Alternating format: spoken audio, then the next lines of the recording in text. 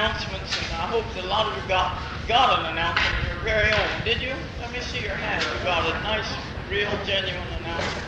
Very nice. Oh dear, not nearly as many as should. Anyway,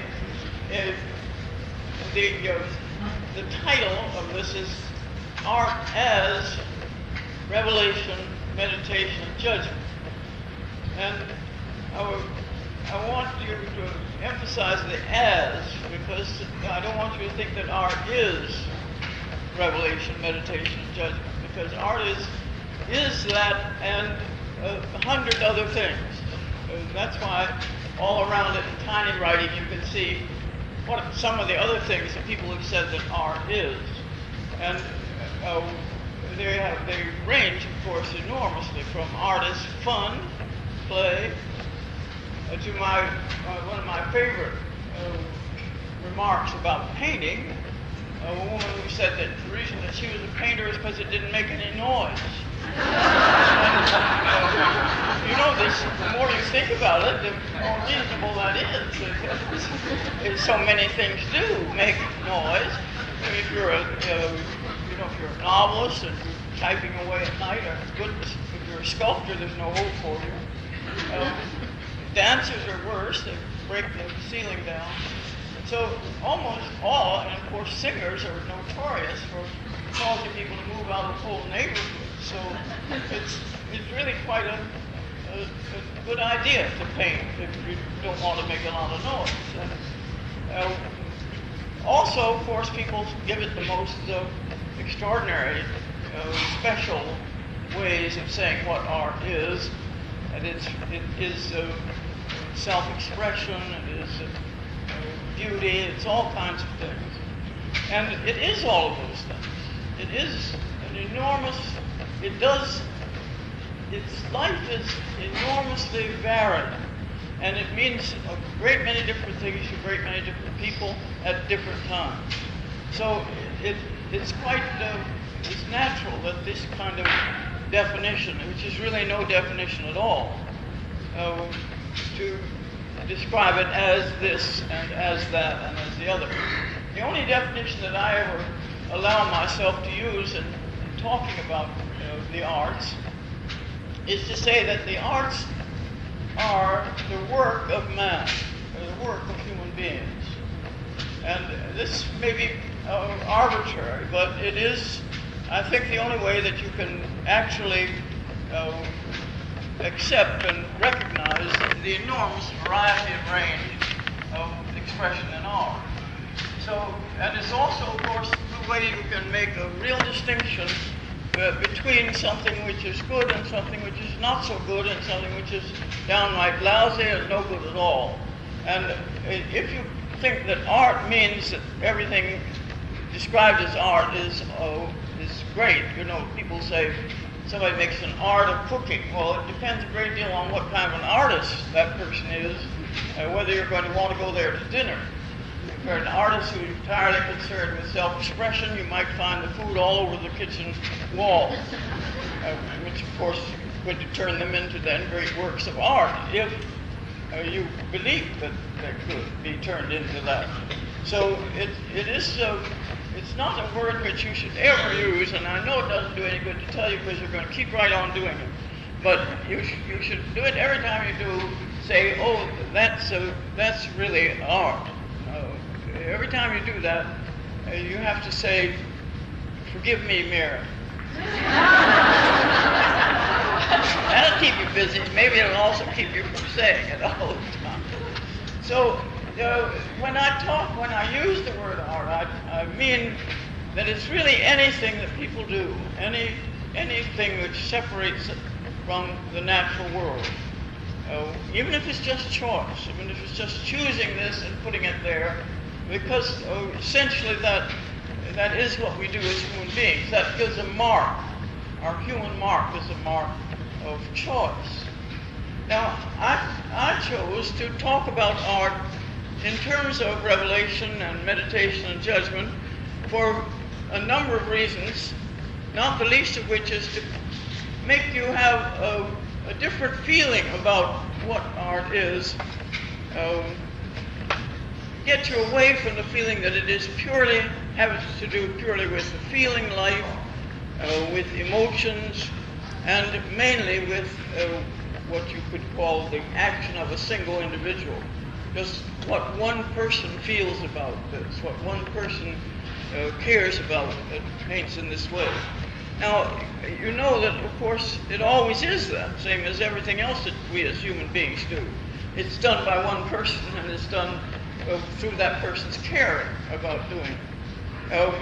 Even if they're forced to do it, they have that some sense of their own union with it.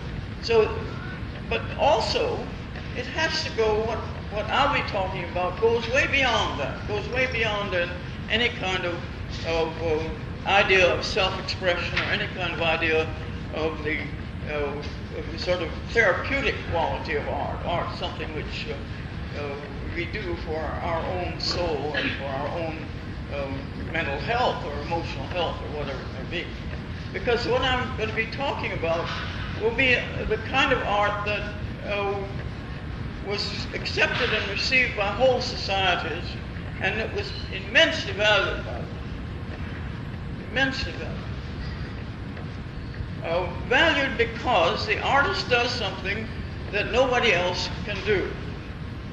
That's why he is paid for doing it. He does the thing, he makes the world visible in a special way. And it is a way that is satisfying to a great number of people. And it is a way that actually reveals the hope and the joy and the expectation and the fears of a whole society. Now, when this happens, you have what we call a tradition in art.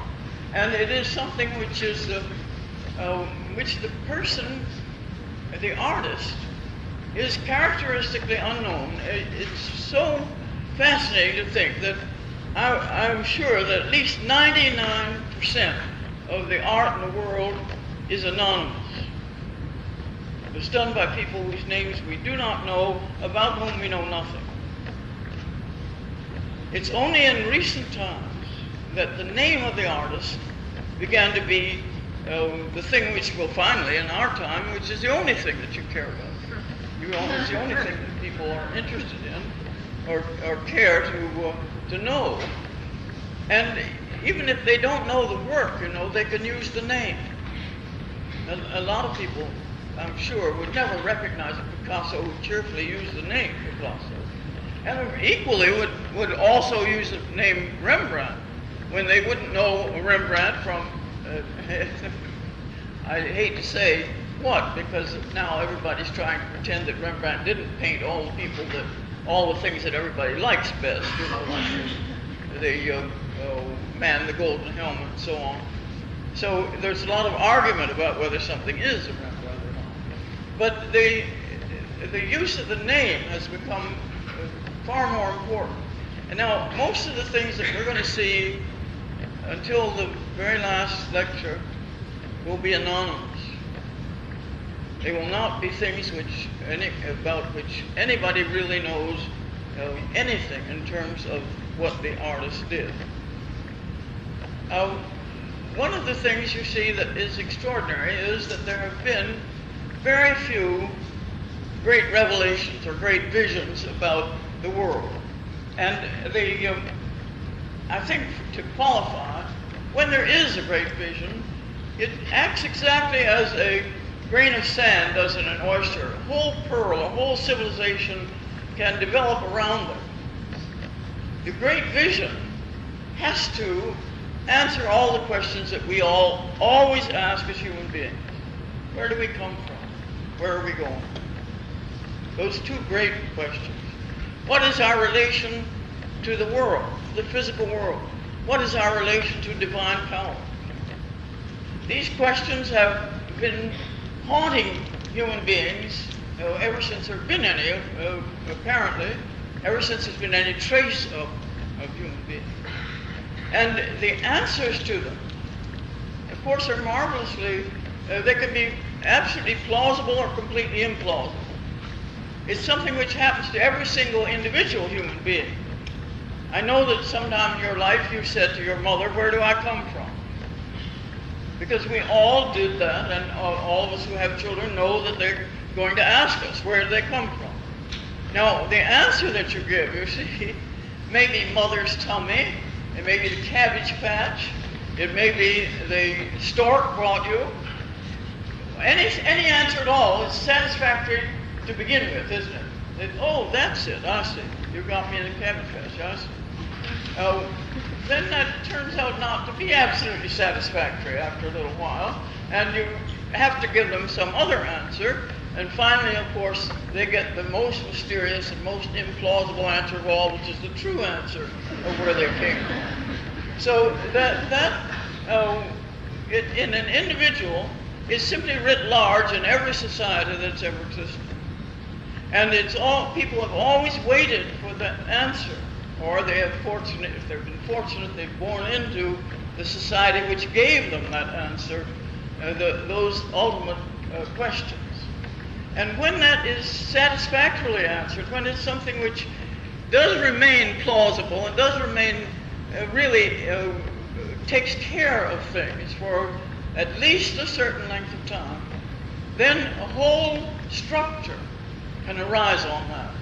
A whole structure of the way the world is, the way human beings are, the relation to God or to some divine powers, all of these things can be built and must be built on that kind of vision, whichever it is. Now, one of the things which is most absolutely mysterious and which I think has never been in any way answered, and is, I can't even begin to give you any kind of an answer, is why there have been so few such visions in the whole history of mankind. There have been very few civilizations in the whole history of mankind. And the most extraordinary thing is that they all arose at almost exactly the same time, about 2,700 BC. And there are only 5 of them. There are only 5. And they all came about in the same time, and they came about in a sense like Athena, absolutely full-fledged, without any kind of preparation, or any kind of preparation that we've ever been able to find or see. And whether it occurs in China, or whether it occurs in India, whether it occurs in Crete, or whether it occurs in Babylonia, whether it occurs in Egypt, that's the only places that it does occur. Everything else is a spin-off from it. And there have been many spin-offs. And then the other thing, which is terrifying to me, and I really shouldn't tell you about it. It may haunt your dreams. All of these visions have a life of about 4,000 years. Nearly 5. All of them seem to be coming to an end at exactly the same time. The great vision of Western civilization is terminating in the same way that the vision of the Eastern world is terminated. And now each reaches to the other, thinking I'll find some new refreshment there. Now there's no way to explain why this is, and there's no way to believe that it's necessarily the end of everything.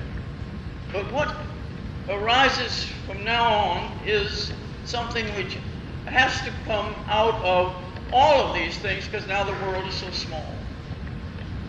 So we're going to look at some of them, and I'd like to show you just rapidly, let's look at the first two, the kind of thing which China, now the vision that China had and still has actually, visually, in the arts, is an extraordinary kind and absolutely unlike. You see, the thing which is so puzzling is that each of these visions is another kind of thing.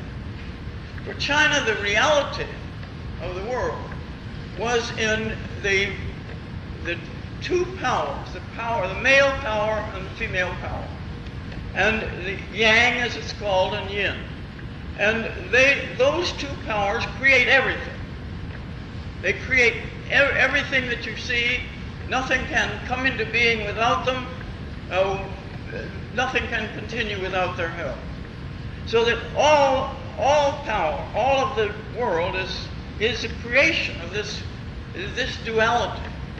Now, the extraordinary thing is that this doesn't require any kind of image. It doesn't require any kind of, it's a completely abstract idea. It's an idea which is without any kind of embodiment, any kind of obvious embodiment. It's not necessary to it. It is a recognition of an abstract principle of duality. And the earliest things of China, and these are again exactly in that wonderful period, 2700, 2500 BC. The rest of the time in China, right down to the present day, they continue to make exactly these same things. Not as well. Because the other absolutely depressing thing which I have to announce to you is that everything is best in its beginnings. All of these visions are best in their beginning. And that all the subsequent ones know that. And they either try to borrow from them or to push themselves into it some way, find out what it is that has that pristine quality. Now, the result of this power it's a vitalizing an abstraction. Now, in both of these Chinese bronzes, this one you have the yang and yin principle. The yang is the dragon, the yin is the bird, and it's a pheasant, and it is continually used as that, as one of the aspects or an embodiment of the yin world, of the female world. And the way that these two forms are bound together, so that you can look at one and not see the other, and you can look at the other one then and not see the first one, so that the head of yin acts as a tail to the dragon, and then the dragon head acts as wings for the yin, so that there is a real forming of them together, a real knitting of them together.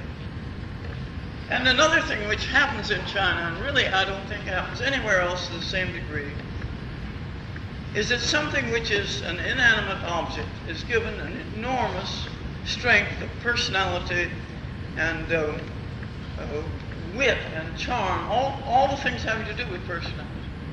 So that you have a thing like that conveys to us a certain kind of strength and massiveness.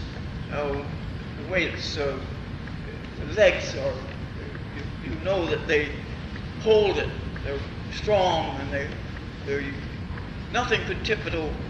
And when you know also that they're pointed so that they went into the earth, they went into the sand, in order to cook in this, then they're even stronger. There's an even stronger sense of their being absolutely firm.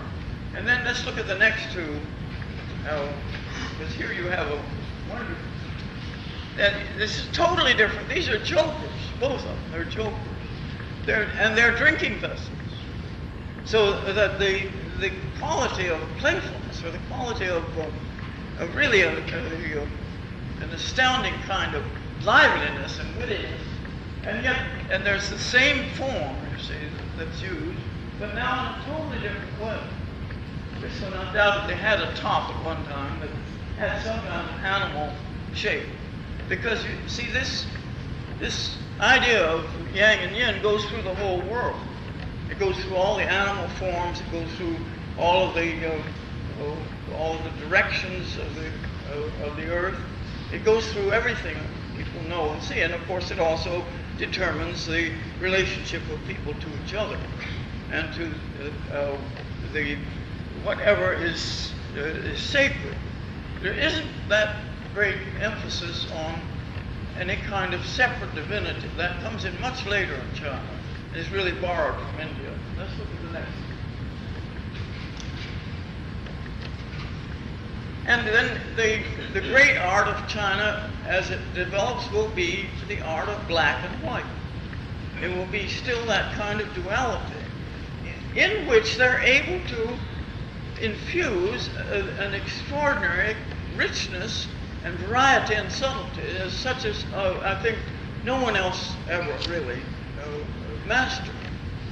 And the taste for that and the continuation of it. Now these two things are 1,000 years apart.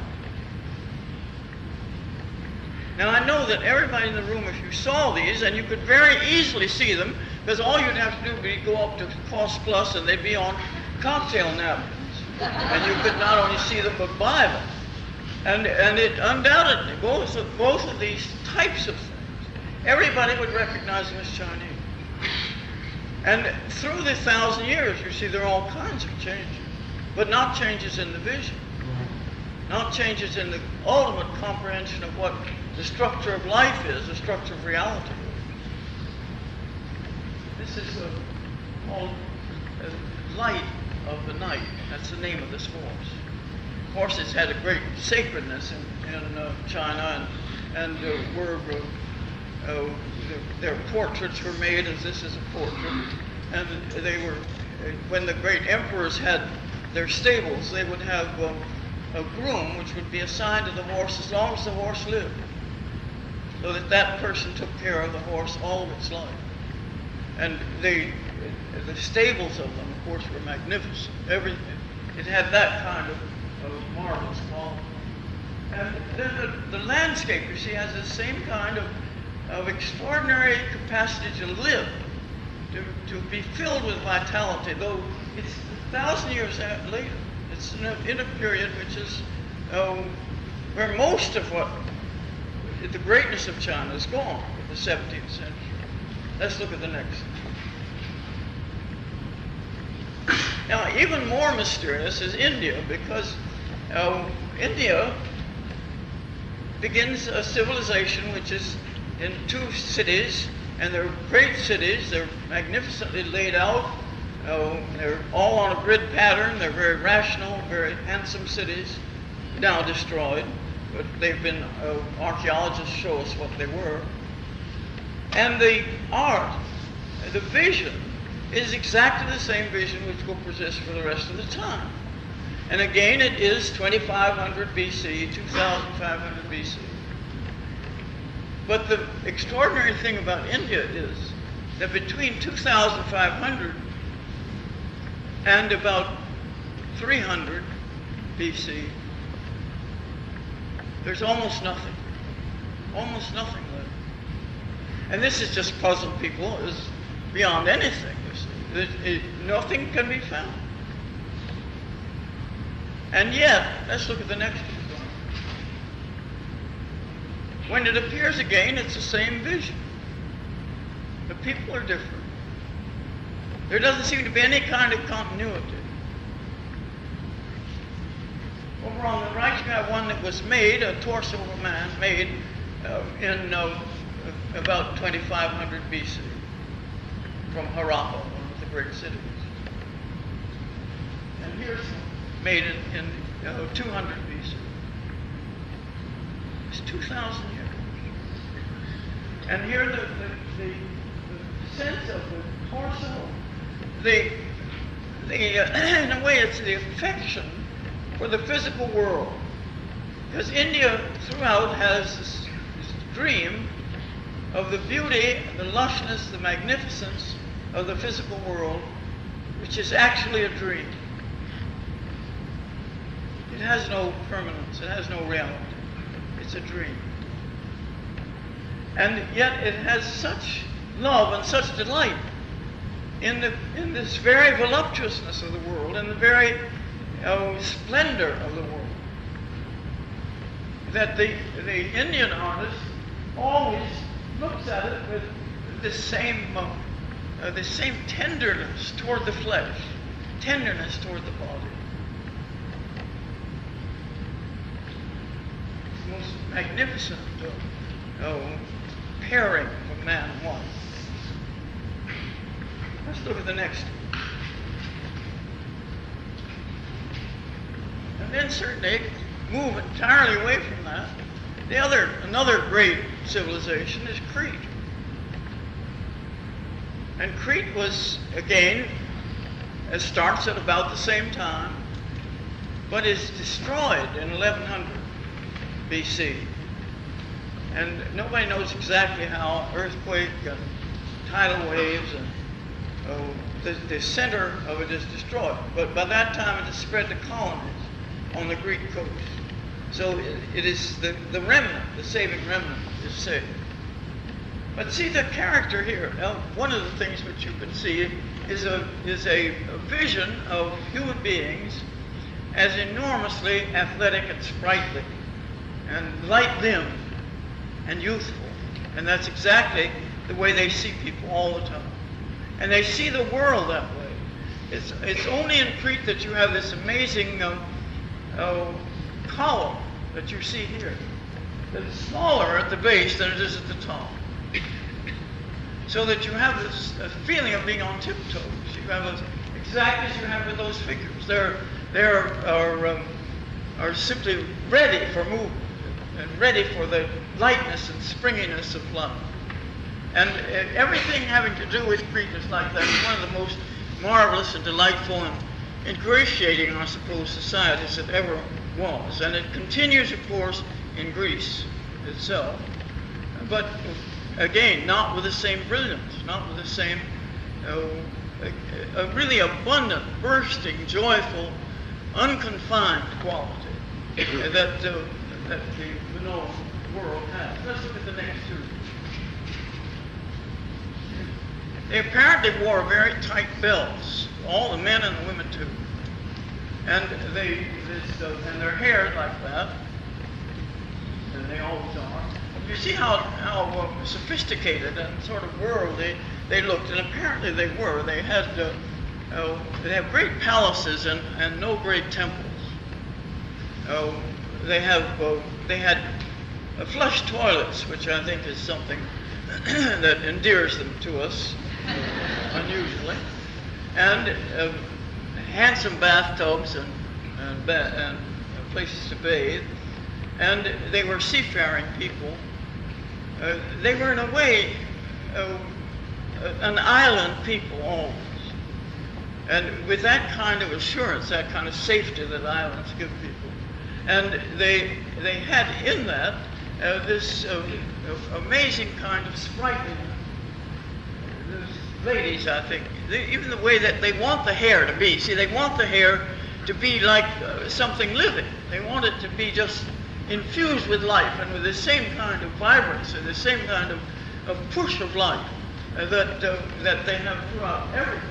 Let's look at the next. The flowers, let's look at the next two. And they had this amazing thing which has puzzled and delighted and astounded people forever. Their favorite sport was what was called bull leaping, in which you see here a fresco of it. You stood in front of the bull. When he put his head down, you grabbed his horns, turned a somersault onto his back, and jumped off the back into somebody's hands. That is, you jumped off there, and they caught it. But you can see the person somersaulting on top of the bull. Well, this is a very hazardous kind of. You better be slim and sprightly, quick on your feet, in order to do that. And this is exactly what they were, and it was their sport. And that, in a way, it develops into bullfighting and becomes a Mediterranean thing. You see, it becomes part of the whole Mediterranean world. But it is such an exceptional and extraordinary, no one else ever had this sport. And there's good reason to think that they got tired of it too. They didn't get tired of the sport, but they got tired of doing it. And so they began instead to get prisoners and make them do it. And those of you who recall the wonderful story of the Minotaur and the ladies and gentlemen from Athens or from Greece, while they're being brought there to fight the Minotaur. in the labyrinth. And essentially, this is the Minotaur. Minotaur means the bull of Linus, of course.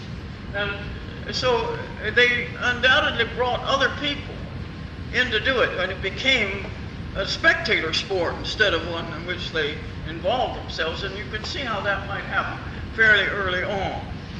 Now, let's look at the next one on this side. Just back on that one.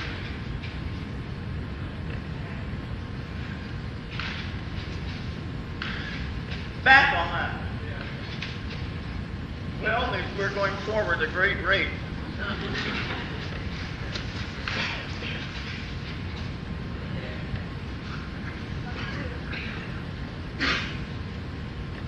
This is one of the most famous objects which has survived from Minos, from Crete, and it's called a Vaphio cup, and it's about the capture of bulls.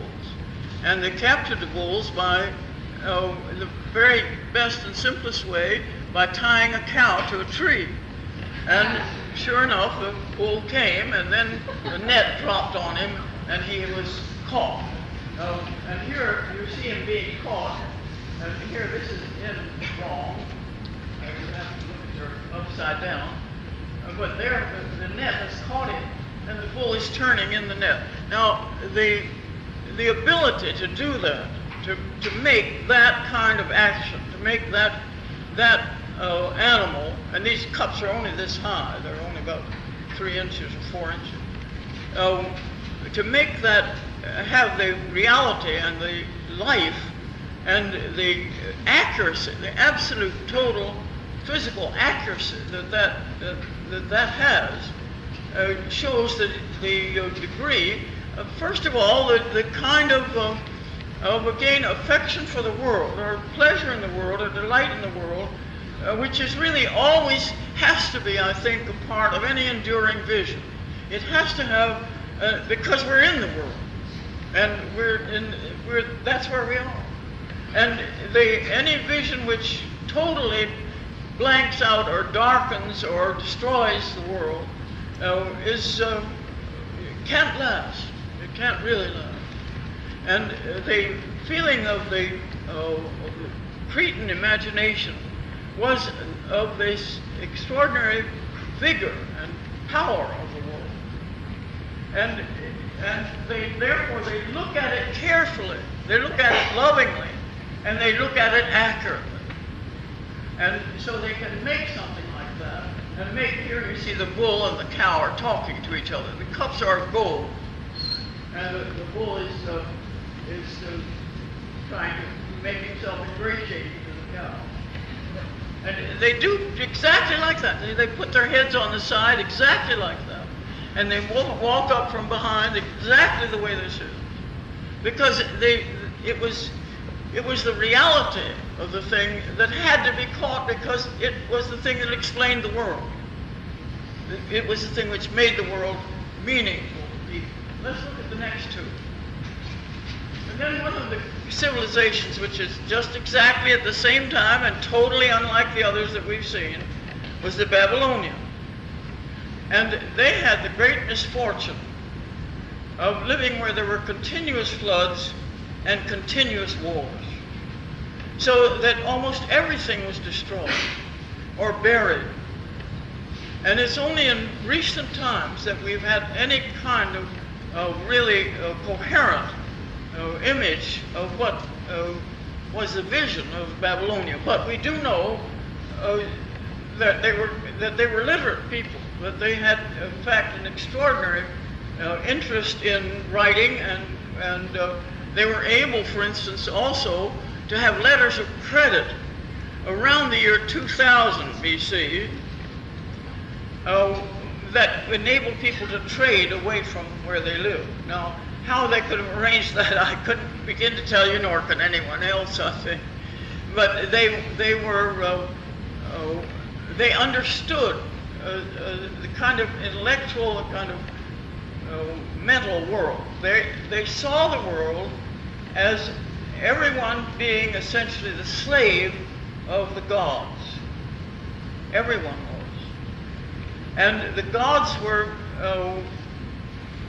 many. There were great numbers of them. And our function was, in a way, to be their slaves, to take care of the earth, exactly as it says in Genesis, to tend the earth, to tend the world. And the things, another thing is that in their just geographical world, there was almost no stone of any size. So most of the things that you see, that again, 2700 BC, that man over there is 2700. This one is, he's wearing a sheepskin skirt, which they wore then right down to the time of the Persians.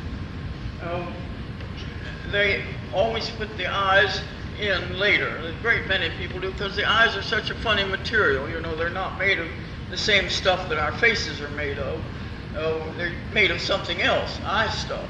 And therefore, if you want a real accuracy, you've got to make the eyes shiny, don't you? Shiny and different and larger. And why do they seem larger? Because they move so much. So that makes them seem to be much larger than they are.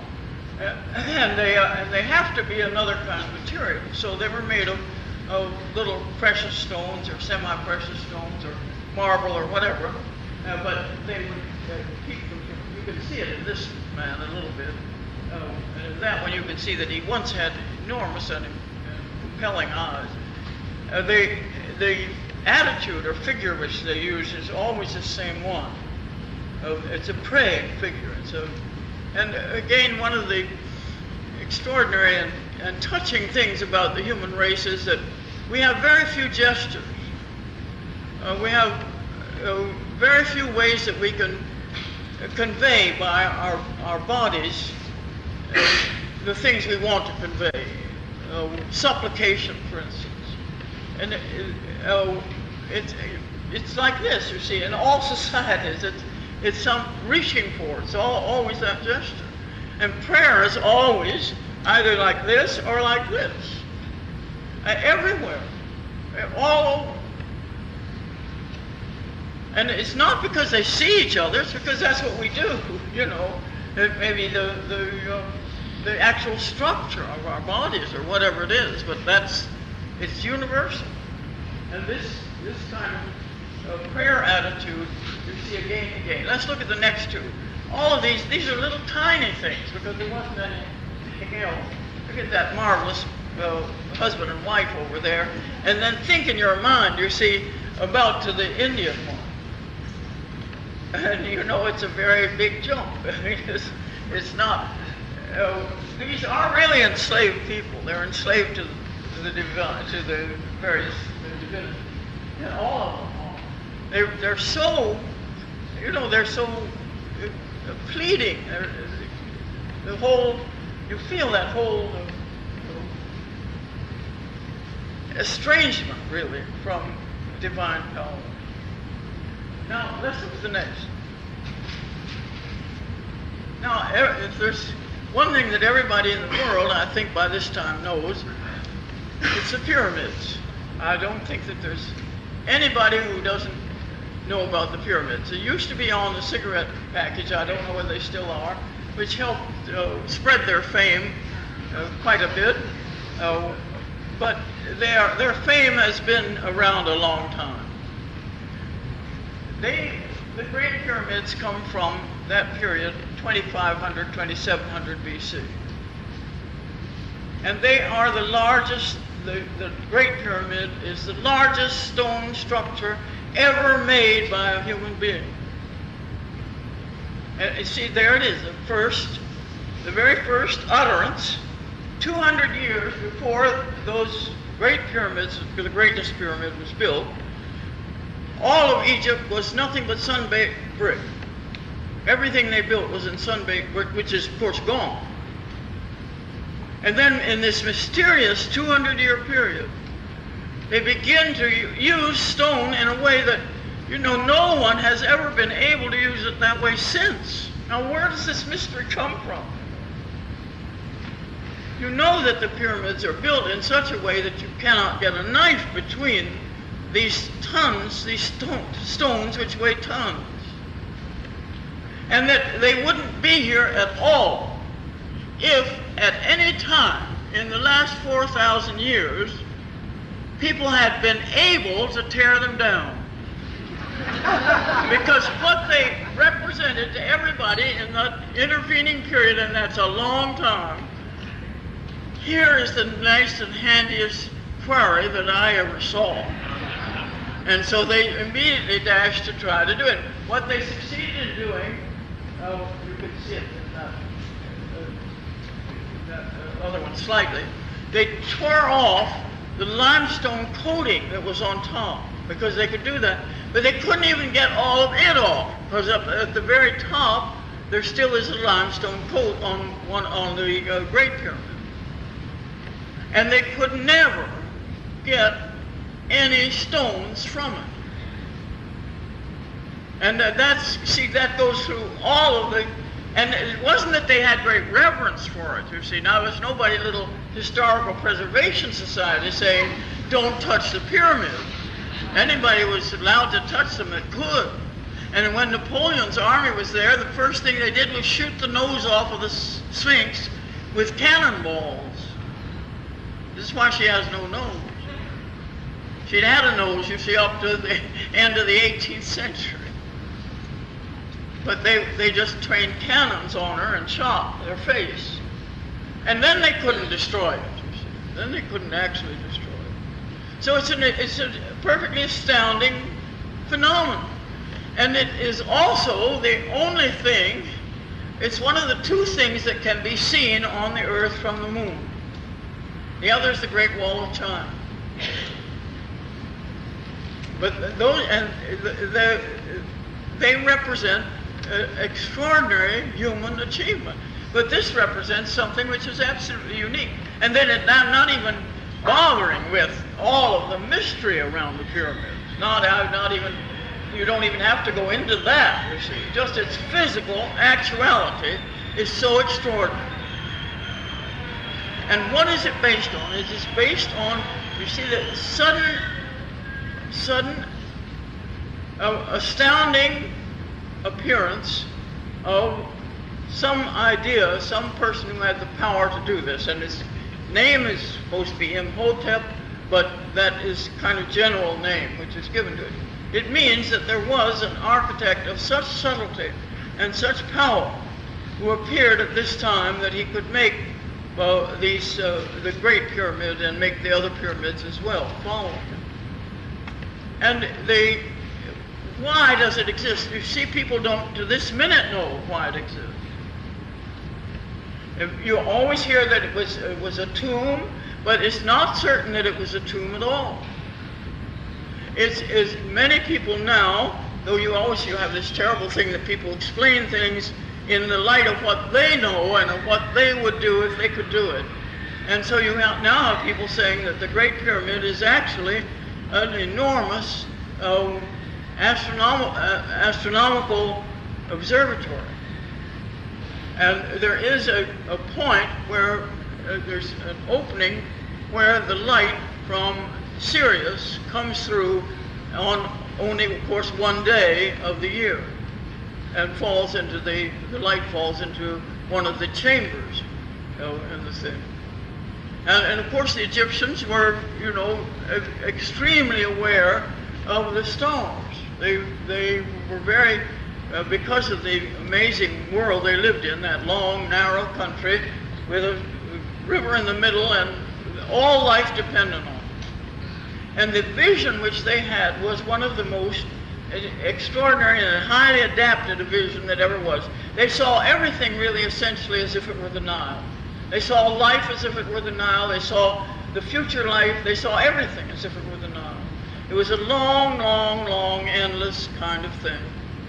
And they never knew where the Nile really came from. Nobody did, until the 19th century. And they knew only that it went to the delta, to the sea.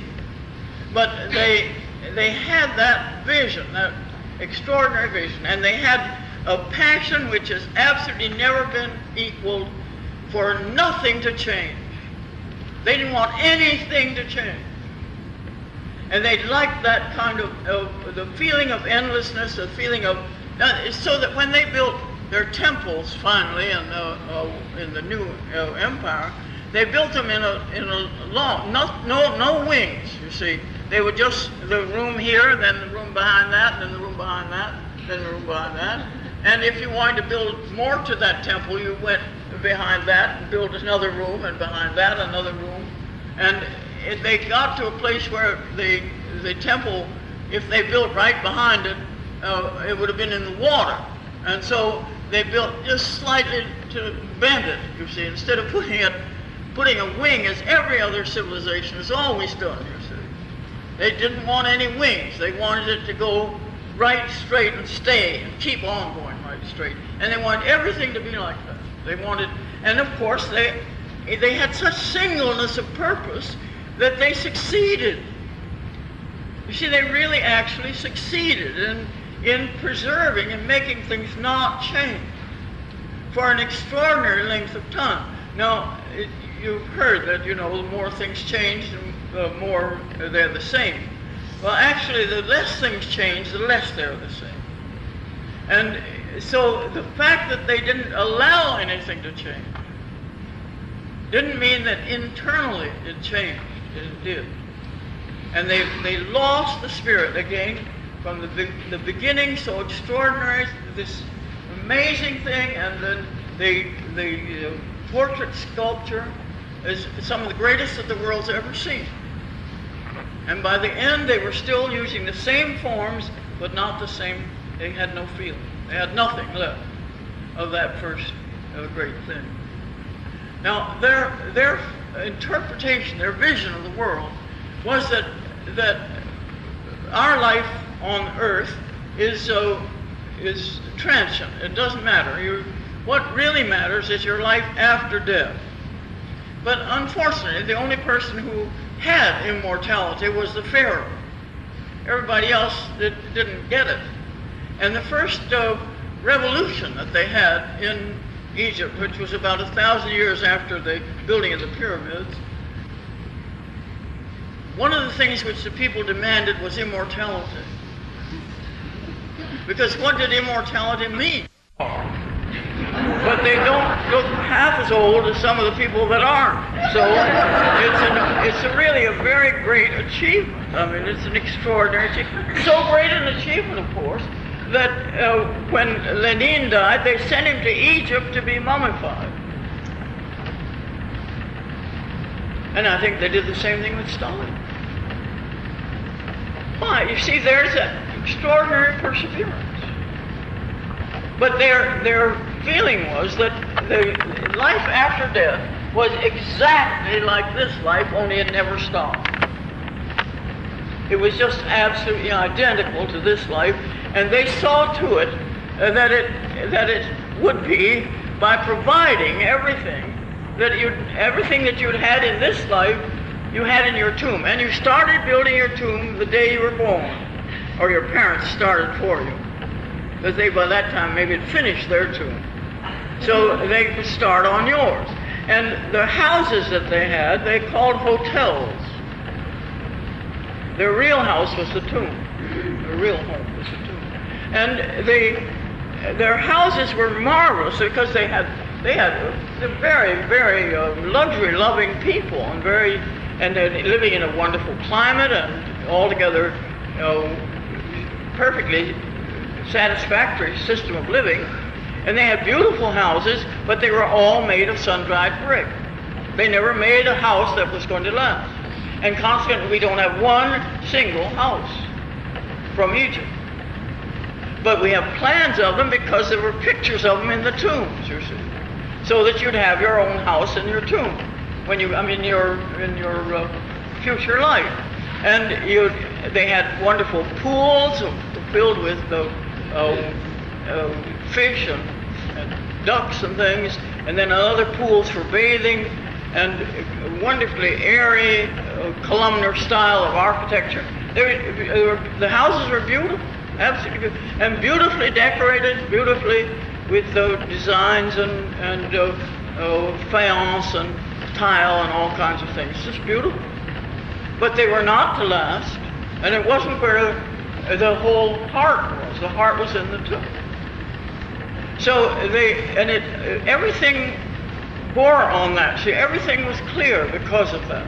You could see exactly, you saw where you came from, you saw where you were going, and you saw your proper relation to the divine, because you had actually a three-partite soul, exactly as we think right now. You had the thing, it was called the Ka and the Ku and the Ba, and the Ba was like a spirit, like, what you might rouse on a Ouija board. It was able to communicate, but it was disembodied. And the Ka was exactly like our ghost, our idea of a ghost. As it was, the great thing that distinguishes the ghost from the soul is that the ghost wears clothes. Isn't that true? Ghosts are recognizable by the clothes they wear. Even if it's just nothing but a winding sheet, they wear that. They aren't in angelic garb. And usually they wear something that makes them identifiable as coming from the 18th century or coming from, wherever it comes from. And that's exactly where the Ka was. The Ka wanted to be where its things were. It wanted to be in its tomb. And so it could go out of it, and they had wonderful painted doors for it to go in and out. It didn't need a regular one, of course, but then it wanted a kind of little ceremony about it. So they'd paint a door, and then the Ka could go in and out, and he could relax and enjoy himself in any of these bodies that were stacked in there. Plus, all he has to do is look around the room, and it's everything that he ever cared about, ever wanted, hunting and fishing and going to war and thrashing and making grapes and making wine and everything in the world that was in the world now is in his eternal life. Now, there is also a sense in which the soul went on a long journey on a boat. And the journey was the thing which is written about. Those of you who've read the Book of the Dead know that it is a description of this long, long journey that the soul goes through on its way to be judged by Osiris. So that there's, in a way, and that's the later faith, they have the same thing in common, this sort of endlessness. Let's look at the next slide. You see that taste, and here again, these are quite far apart. They're about 1,000 years apart. And let's look at the next two. Now, this is from about 100 BC, and that is from 2500. And you see, it's the marvelous constancy. They didn't want it to change, and it didn't change. And you know what? If you think of what the artist was thought of to be at that time, if you had a child that was absolutely meticulous, very docile, would and could do exactly what you told him to do, you'd say, "Oh boy, this will make a good artist."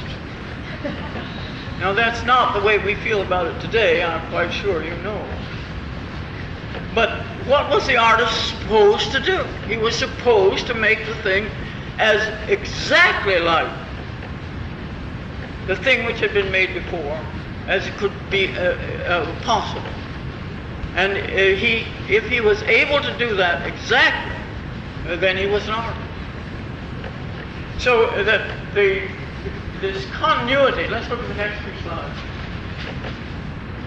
This continuity is something which never occurred in any other place, and it really, it couldn't have, because Egypt was absolutely protected. It was protected by mountains on one side and a desert on the other side, so that it wasn't until really quite late in Egyptian life that there was any invasion. It wasn't until after about 1500 that there was any serious invasion. There was a mysterious invasion by the Hyksos at an earlier period, but then they disappeared entirely.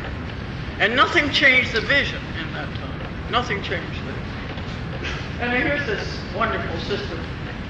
Block out this one on the left so that we can see the one on the right. Because it shows, this is just a detail of the rams.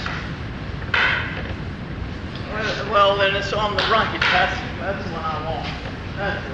You see, there's one after another. Now this is only one side. On the other side, there's the same thing. And it goes on and on and on and on. And this is what they was in front of the temple. So that these processions moved down through these absolutely identical forms. And the feeling then, you see, of continuity, the feeling of changelessness was just marvelously reinforced and strengthened in the people all the time by everything they saw. And it was, of course, it gave a great feeling of stability. And let's look at the next two.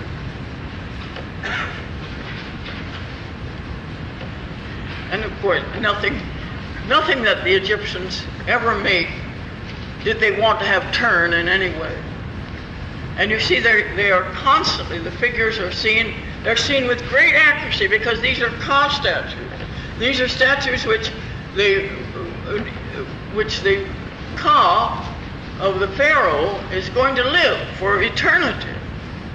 And it's exactly, you've got to think about yourself. When you have a photograph made of yourself, if you're grinning widely, it's embarrassing, isn't it? I mean, or if you're looking utterly mournful, you don't want too strong an expression, because the cause of the expression has disappeared by that time.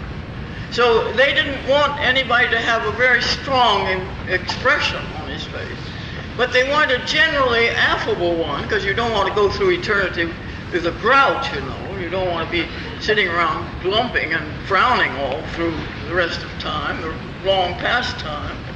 So you had to have a kind of generally mild and bland expression, but you wanted to look like yourself. You really wanted to look like yourself, and you succeeded, because the artists were that skilled that they made portraits that were real portraits. This is Menkura, one of the builder of this second pyramid. This is Khafre. Khafre could be lowered a little, but his face is quite marvelous, and you can see quite different. Now, there's a convention of the body that lasts then for 3,000 years. There's a convention of the way the hands are. There's not to be anything turning, you see. There's not to be any, and you're not supposed to go behind it at all. It's completely frontal. And it is also, it is raised above the ordinary. The expression is one which is beyond kind of the ordinary tribulations of the world. It's not just that it's happy, but it's in some ways beyond or elevated or past the suffering of the world. Let's look at the next. Here, these are two of my absolute favorite people, you see, because you know that they looked exactly like this. And furthermore, it's that one of the greatest things that art ever does for us, which is assure us that that kind of thing which we know as a human being has been going on a long time. And it is not just a passing cultural phenomena. It is simply that people are very much the same. They look very much the same. Either of these people, even in what they have on, could come walking right down to the beach any day and nobody would say, where are they from? Mars, Well, where they're from is 3000 BC. That's where they're from. So it's an amazing thing. She's just been shopping, both that nice headband and her jewelry, and he's ready for the beach. And that little funny mustache he has, It's that men with that kind of face are tempted to grow that kind of mustache to the present moment. And I just know I know a number of them. And then you always see them. And there was an English movie actor who had exactly this face, and had exactly this mustache. So it was a comedian. Because it does tend to make a little comic quality to the thing. Let's look at the next two. There, and now here you see something else. That over and over, these visions include both men and women, and half of the time they are equal. They are both there, and they're both equal. They are, one is a man and one is a woman, but they are bound together. And this is true throughout Egyptian art, and it is also, of course, women in Egyptian time had, some of them had great power. One of the pharaohs was Hatshepsut, who became a pharaoh by throwing her brother out, who was younger, and reigned for 20 years and built a magnificent tomb, a marvelous tomb. So women had a strong position in Egypt. And then, of course, if you are going through eternity, you want people with you that you know. So a lot of people got in on immortality who didn't pay for it. And not only people like your wives and children, but and your more wonderful husbands and wives. These are one is a steward of the Pharaoh, so that his servants, he has to have his servants with him. But as soon as he has his servants, the servant wants his wife with him. So there he gets the servant and the servant's wife, and then they get some servants, and until finally quite a lot of people get a free trip to immortality. And the tombs are simply full of people who didn't have to pay a penny for it. And then, of course, after the Middle Kingdom, when there was a revolution and people demanded immortality, they had to pay the freight. Let's look at the next one. Even in its battered condition, you get the sense of this being an actual person, a wonderful kind of quality of the strength of the nature of the person, and the reverence that the artist has toward people that makes him say, I want this to be exactly like this person. And then it is exactly. You just know that it's exactly like. And they're so lively and bright looking people. Let's look at the next. This is one of the most famous ones of the scribe, the seated scribe, because their scribes also, you see, were needed because they were one of the most useful, among the most useful people in any such society, because they could read and write. And so and Egypt was a great bureaucracy, you know, it was an enormous bureaucracy. So that they, just to collect the taxes and to keep all this stuff going, you know, the huge, enormous irrigation system and everything about it. So that the scribe, the person who could write down what the crop was and write down what needed to be known, simply was too invaluable, and therefore was immortalized. And here, this is one of the most famous ones. Now, this was carved in wood and has a gesso and paint surface, but it's in perfect condition, absolutely perfect condition. It wasn't dug up until the 19th century. Let's look at the next one over here.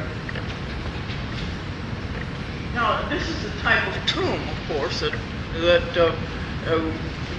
you could have many rooms in your tomb, or you could have one big room, but characteristically you had several rooms, and the walls then were covered with either carved or painted, or both carved and painted, the world that you'd left and the world that you intended to continue to live in for eternity.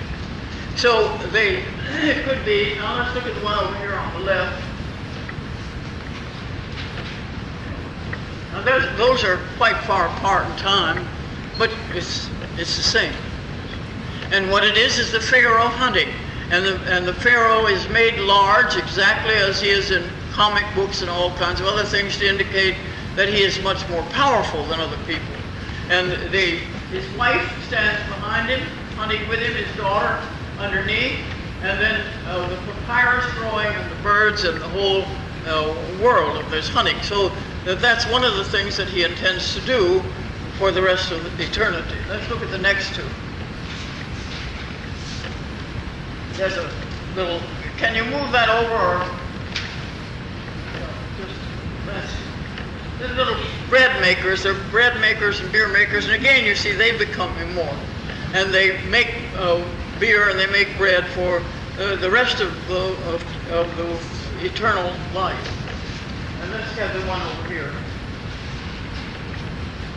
Oh, there's a Sheikh El Beled, which is another.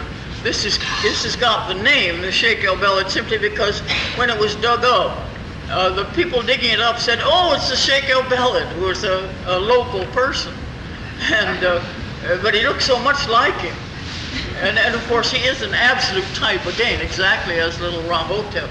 He's a facial type and body type that we all are perfectly familiar with. Let's look at the next one over on that side.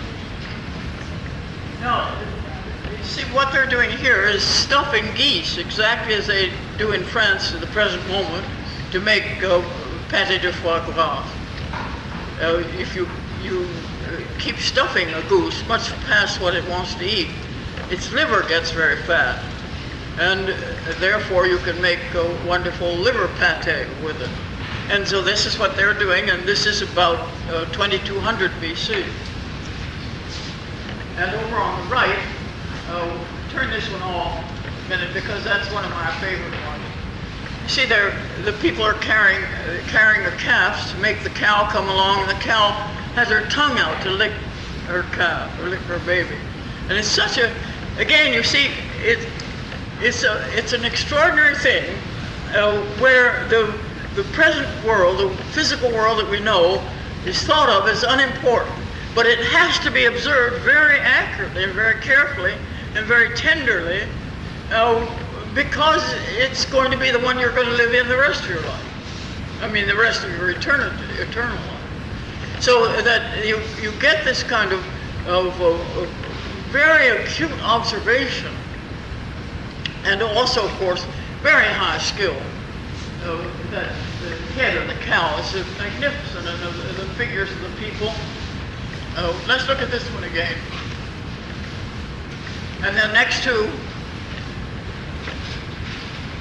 I show you these because this is such a difficult aesthetic problem, which wasn't thought of, in those terms. It was thought of as how shall I make this and make it as clear and as exact as I possibly can. But when you have to deal with this many feet, this many legs, you have a very, very difficult problem. And to make you not feel that you're seeing nothing in the world but legs, just an endless assortment of them,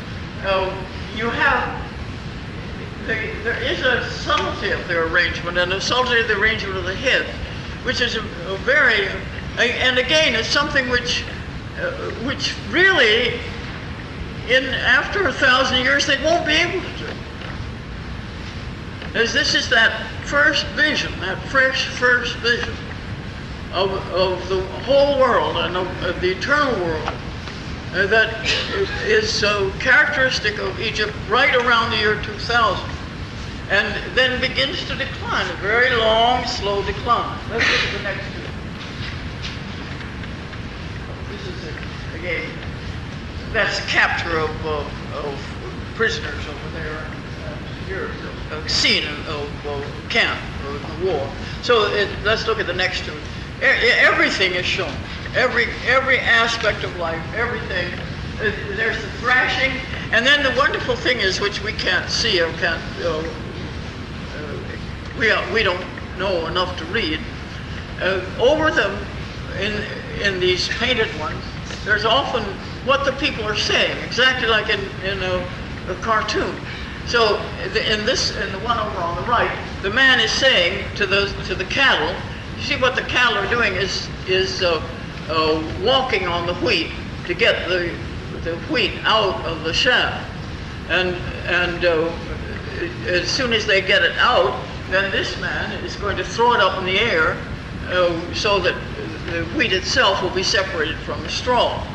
And he's saying and there's a song really. He's singing a song to the animals that are tramping out thrashing the wheat. He's saying, now you step on this hard now, you keep it going and grinding because this is going to be your meal next winter. And that's the whole little song that he's singing to them. And then in lots of times in the other scenes, people are there, they are picking grapes. Let's look at the next one. And look at the next two of them. And those are sculptors working on relief sculpture. And those are people building, masons building.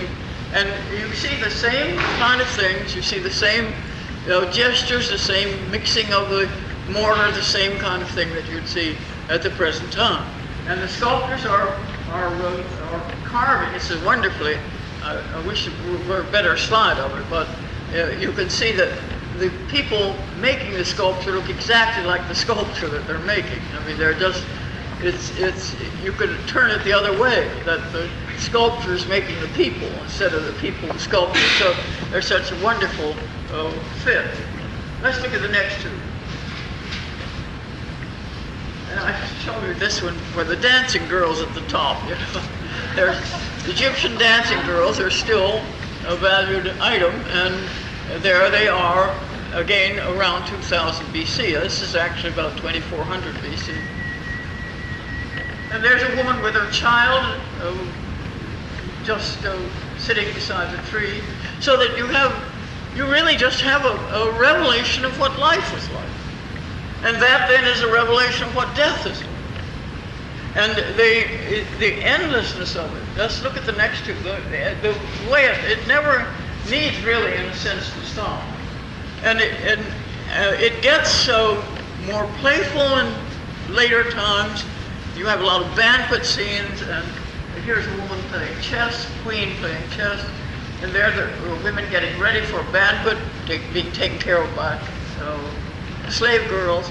And there you see what I consider one of the great Egyptian inventions which never went anywhere beyond Egypt, which was to have on your top of your head a beeswax little cap which was filled with perfume.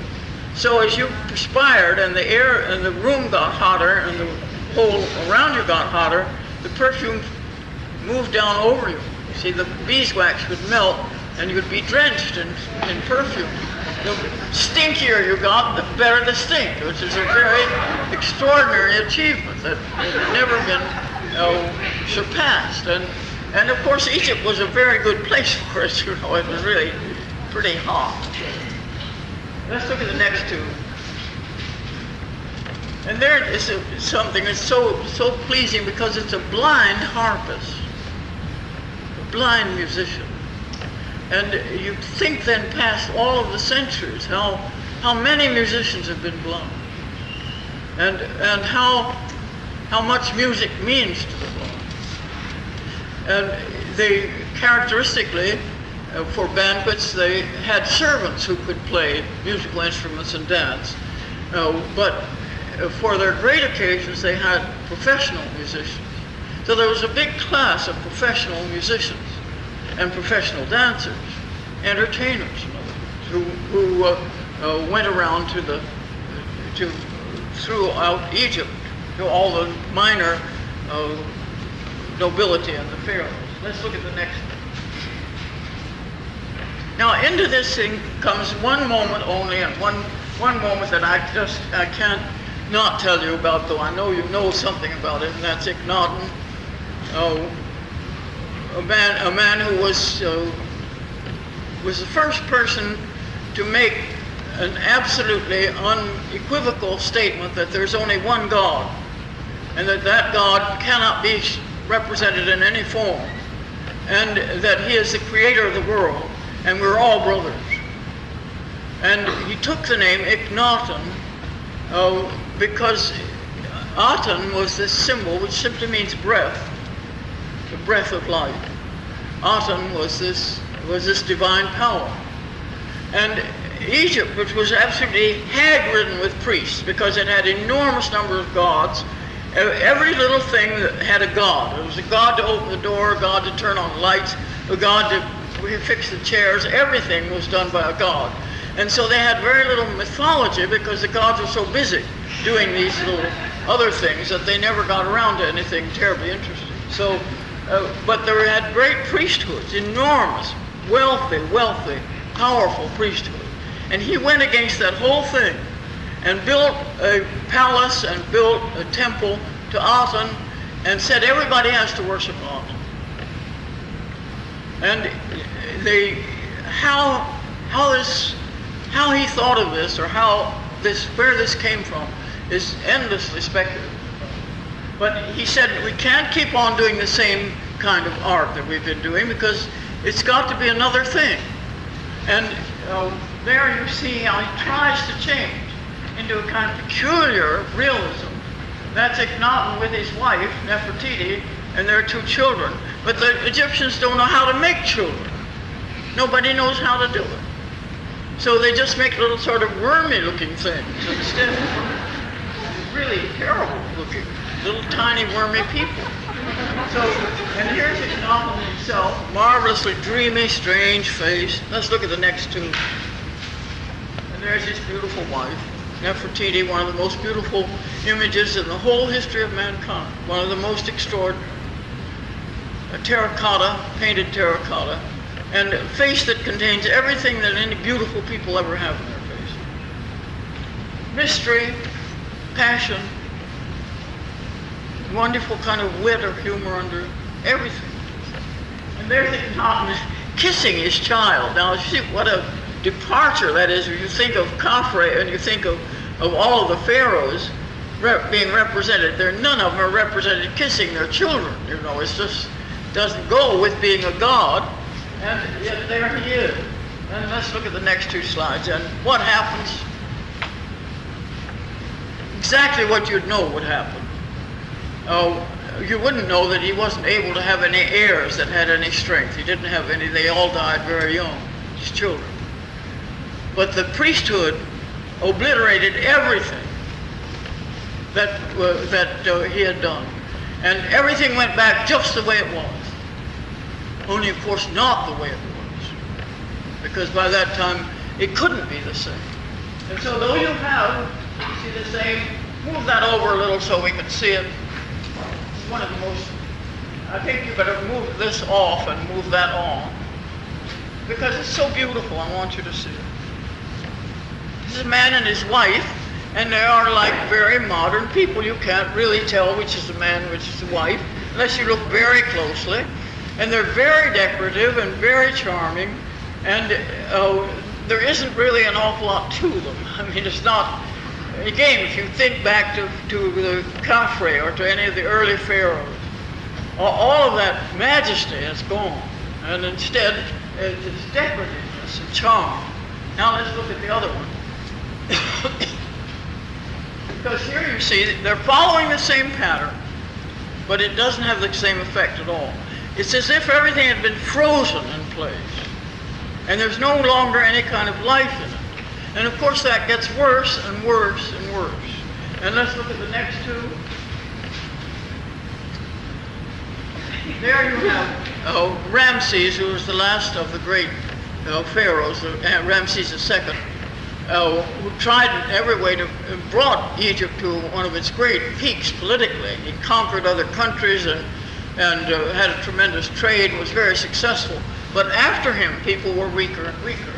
And there on the right, you have one of the Ptolemies. Now, you know the Ptolemies were Greeks. They came after Alexander had conquered Egypt. And yet the Ptolemy wants to look exactly like Ramses. There's over 1,000 years between these two things. And a totally different society, and a totally different, of course, the Greek world, and the world of great learning, and the whole thing of Alexander's world. Let's look at the next two.